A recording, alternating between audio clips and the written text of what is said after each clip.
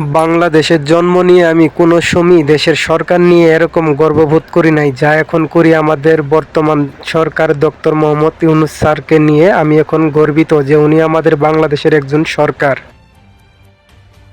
বাংলাদেশের সব মানুষই বলতেছে নির্বাচন দরকার নাই। আমাদের প্রধানমন্ত্রী হিসাবে সরকার হিসাবে যে আছে বর্তমানে তত্ত্বাবধান সরকার ডক্টর মোহাম্মদ ইউনূস স্যার, ওনাকেই আমাদের দরকার, উনি ক্ষমতায় থাকুক। আরে ভাই, আমিও তো বাংলাদেশের নাগরিক, আমি কি আবার ভিন্ন কিছু চাইমু? আমিও এইটাই চাই। বাংলাদেশে যতদিন সরকার প্রয়োজন আছে অথবা যদি থাকে, তাহলে সরকার হিসাবে যেন ডক্টর মোহাম্মদ ইউনূস স্যার উনিই থাকে। কারণ ওনার মতো সরকার, ওনার মতো প্রধানমন্ত্রী আমরা খুঁজাও পাইতাম না, এই বাংলাদেশে আগেও পাই নাই, পরেও পাইতাম না। অতএব উনি যেহেতু আছে, আমিও ওনাকেই চাই, ওনাকেই সাপোর্ট করি। আর যদি নির্বাচন হয়, তাহলে আমি যদি ভোট দেওয়াই লাগে আমি ওনাকেই দিব, ওনাকে ব্যতীত কাউকে ভোট দিব না। আর যদি গেল উনি নির্বাচন অথবা উনি ক্ষমতায় না থাকে ওনার ইচ্ছাকৃতভাবে, তাহলে তাকে আমরা ওরকমভাবে জোরও করতে পারি না, কারণ মানুষের ব্যক্তিগত ব্যাপার রয়েছে। আমরা সেই ক্ষেত্রে যদি ভোট দেওয়া লাগে তাহলে দিব আমরা ইসলামে।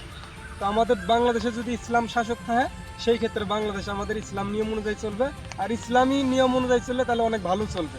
আর এই হিসাবে যদি গেলে আমি বলি, মানে বর্তমানে সরকার যিনি আছে ওনাকেই থাকতে বলি, আমি 100%-এর মধ্যে ওনাকেই থাকতে বলি। উনি থাকলেই ভালো, কারণ উনি যা করতেছে তা বলার মতো প্রশংসার, মানে প্রশংসা করতে কইরাও শেষ করতে পারবো না। এই জন্য ওনাকেই দরকার, উনি থাকুক।